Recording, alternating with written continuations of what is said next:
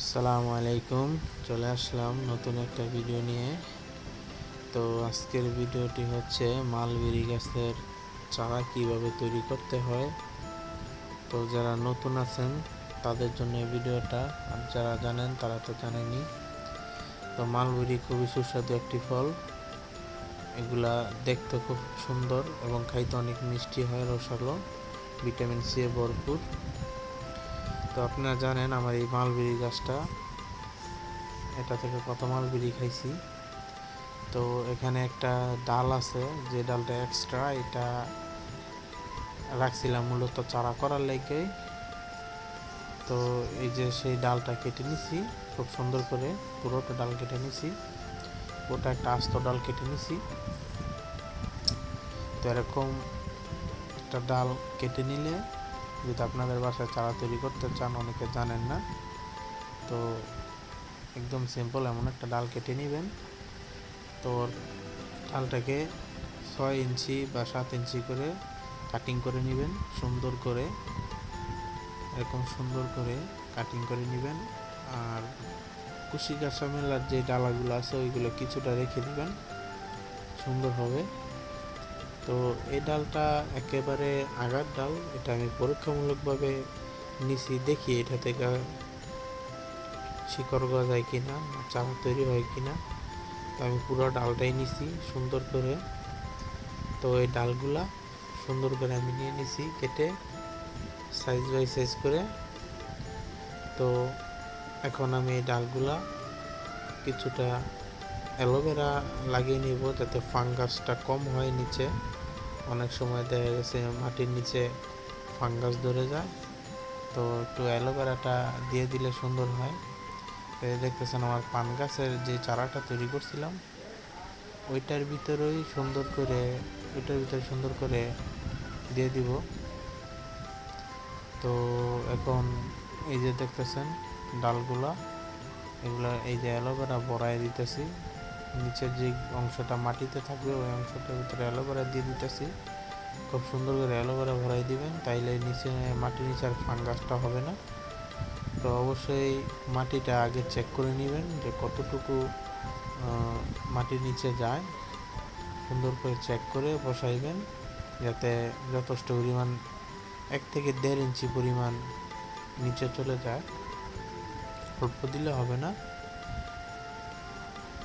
মাটি অবশ্যই মাটি নরম থাকতে হবে। ফুসফুসা মাটি হইলে শিকড় গজাতে খুবই সুন্দর, মানে শিকড়টা খুব সুন্দর করে গজাইতে পারে, কোনো বাধার সৃষ্টি হয় না। যদি মাটিটা হালকা থাকে, ফুসফুসা থাকে, তো খুব সুন্দর চারা তৈরি হয়। তো এরকম সুন্দর করে মাটিটা প্রস্তুত করে নেবেন।